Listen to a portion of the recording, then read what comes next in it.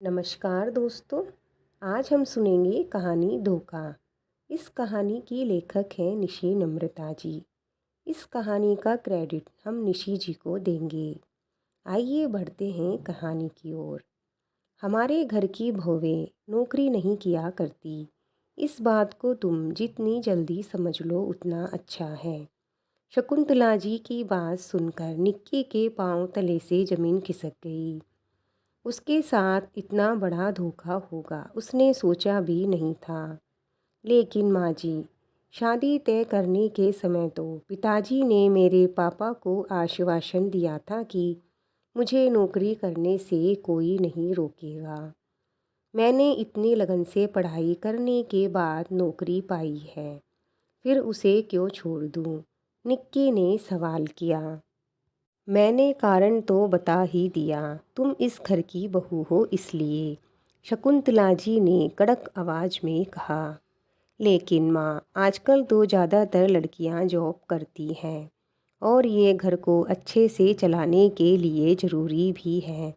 लगी लगाई नौकरी छोड़ देना कहाँ की समझदारी है। प्लीज़ माँ, मुझे इतनी बड़ी दुविधा में मत डालिए। मैं अपनी नौकरी नहीं छोड़ना चाहती। मैंने बहुत मेहनत से उसे हासिल की है।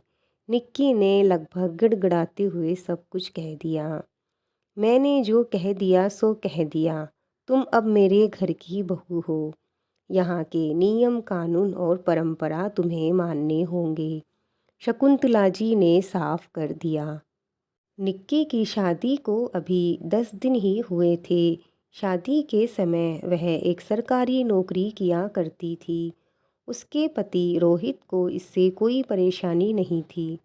रोहित भी एक अच्छी कंपनी में काम करता था।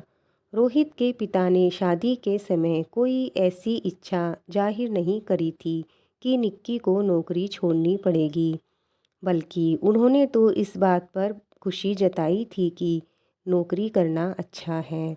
निक्की को कभी ऐसा एहसास भी नहीं हुआ कि उसके नौकरी से किसी को ऐतराज़ है।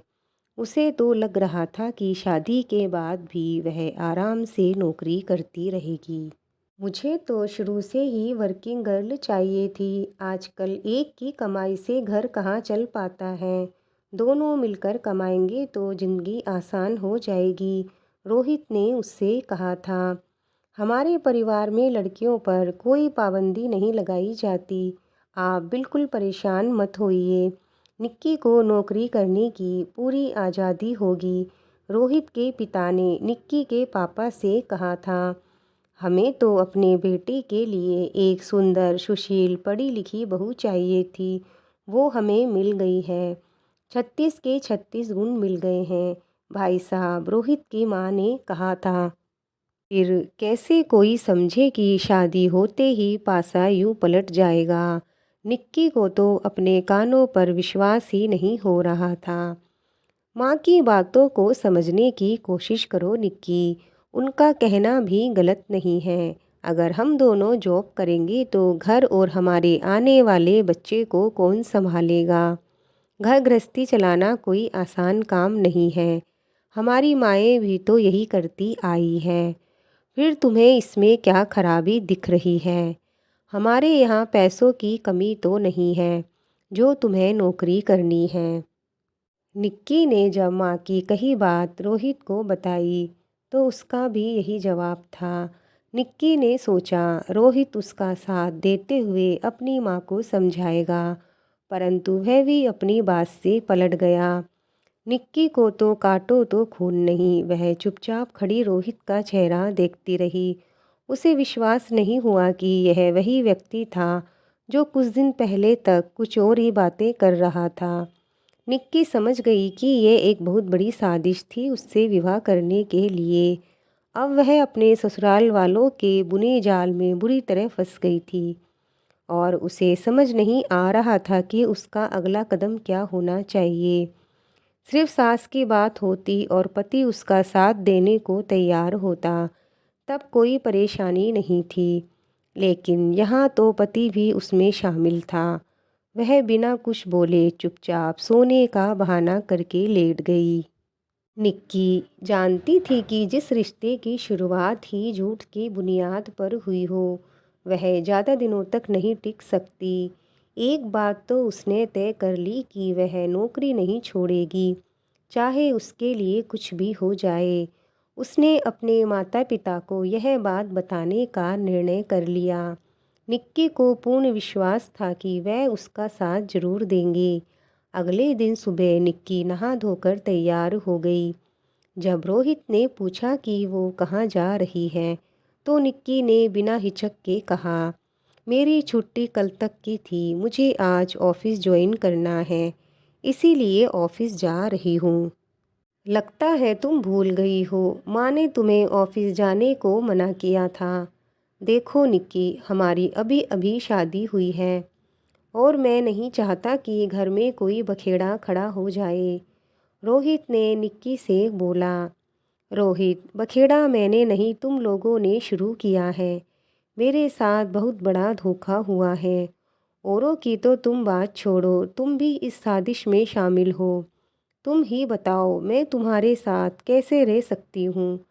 जिस आदमी ने शादी ही झूठ बोलकर की हो उस पर मैं कभी कैसे विश्वास करूँगी। इसीलिए एक बात मैं साफ कर देना चाहती हूँ कि मैं अपनी नौकरी किसी भी हाल में नहीं छोड़ने वाली। नौकरी से मुझे ना सिर्फ एक पहचान मिलती है, मैं अपने पैरों पर खड़ी हूँ, आत्मनिर्भर बनी हूँ। अब तुम सोच लो कि तुम्हें क्या करना है। तुम अपनी माँ और परिवार की इस गलत परंपरा के लिए मुझसे रिश्ता तोड़ लोगे या फिर मेरा साथ दोगे। देखो रोहित, अभी मुझे ऑफिस के लिए देर हो रही है, अभी मैं निकलती हूँ। तुम सोच समझ के फ़ोन करके मुझे बता देना। निक्की ने एक बहुत ही महत्वपूर्ण कदम उठाया। उसे खुद नहीं पता था कि वह सही कर रही है या गलत, परंतु एक बात उसे समझ आ रही थी कि यह निर्णय उसे आज ही लेना होगा। अगर वह आज चूक गई तो फिर कभी हिम्मत नहीं कर पाएगी। रोहित का कोई फ़ोन नहीं आया और निक्की ने दूसरा कदम उठाया। उसका मायका उसी शहर में था, वो वहाँ चली गई। उसने जब सब बात अपने माता पिता को बताई तो वो भी घबरा गए। मुझे तो विश्वास ही नहीं हो रहा उन्होंने ऐसा किया है। तुम्हारे ससुर जी ने कुछ नहीं बोला क्या? पापा ने पूछा। नहीं पापा, बस चुपचाप माँ जी की बात सुनते रहे, निक्की ने कहा। ठीक है बेटा, आज तू यहीं रुक जा, मैं कल उनसे बात करता हूँ। वैसे फ़ोन करके ये ज़रूर बता दे कि तू यहाँ पर आ गई है, पापा ने कहा। निक्की के माता पिता दूसरे ही दिन उसके ससुराल गए और उनसे बात करना शुरू किया। उसकी सास ने बोला, देखिए अब तो शादी हो गई है और निक्की को यहाँ हमारी मर्जी से रहना होगा, नहीं तो आप इसे अपने पास रखिए। रोहित उसे डिवोर्स दे देगा। हमारे यहाँ रहकर तो ये नौकरी नहीं कर सकती, हमें भी इस समाज में रहना है। घर के बाकी सदस्यों को जवाब देना पड़ता है, हमारी भी मजबूरी है, निक्की की सास ने धमकाकर बोला। देखिए, आप लोगों ने शादी से पहले ऐसी कोई शर्त नहीं रखी थी और जहाँ तक घर पे रखने का सवाल है, ये हमारी आज भी बेटी है, हमारे लिए बोझ नहीं है। ना आज है ना कल रहेगी। हम उसे यहाँ अब तब ही भेजेंगे जब आप उसे नौकरी करने देंगे। आप इससे इसकी पहचान नहीं छीन सकते।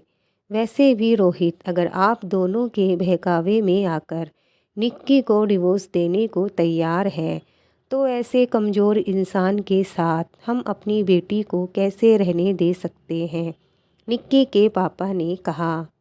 रोहित बेटा, तुम तो आज के युग के लड़के हो, तुम अपने माता पिता को समझाने की जगह उनका साथ दे रहे हो। मुझे तो यकीन ही नहीं हो रहा, पापा ने रोहित से कहा। मेरी बात को ध्यान से सोचना और अगर तुम्हें लगे कि तुम्हारे माता पिता की डिमांड गलत है और निक्की को नौकरी नहीं छोड़नी चाहिए तो अपनी दुल्हनिया को ले जाना। निक्की के जाने के बाद रोहित को अपनी गलती का एहसास हुआ। उसने 1 महीने तक माता पिता को बहुत समझाने की कोशिश की पर वो नहीं माने।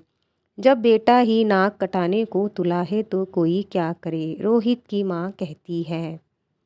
और जब कोई ये सुनेगा कि मैंने शादी के 10 दिन बाद ही अपनी पत्नी को इसलिए तलाक दे दिया कि वह नौकरी छोड़ने को तैयार नहीं, तब आपकी नाक नहीं कटेगी क्या? ये सब आपको शादी से पहले सोचना चाहिए था। मैंने भी आपकी बातों में आकर निक्की को घर से जाने दिया। मुझे बहुत ग्लानि महसूस हो रही है। मैं उससे माफ़ी मांगने लायक भी नहीं हूँ, पर फिर भी कोशिश करने जा रहा हूँ माँ। अगर आपके घर में बहुएं नौकरी नहीं करती तो मैं उसे यहाँ लेकर नहीं आऊँगा।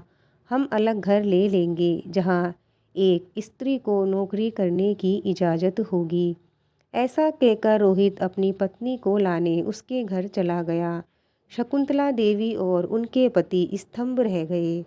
रोहित को देखकर निक्की आज बड़ी खुश है। उसने सोचा, चलो कम से कम मेरे रोहित को तो मैं समझ आई। दोस्तों, ये कहानी यहीं पूरी होती है। आपको आज की कहानी कैसी लगी हमें लाइक और कमेंट करके ज़रूर बताएं। अगर आप हमारे चैनल पर नए हैं तो हमारे चैनल को सब्सक्राइब करके हमें और आगे बढ़ाएं। मिलते हैं और एक नई कहानी के साथ।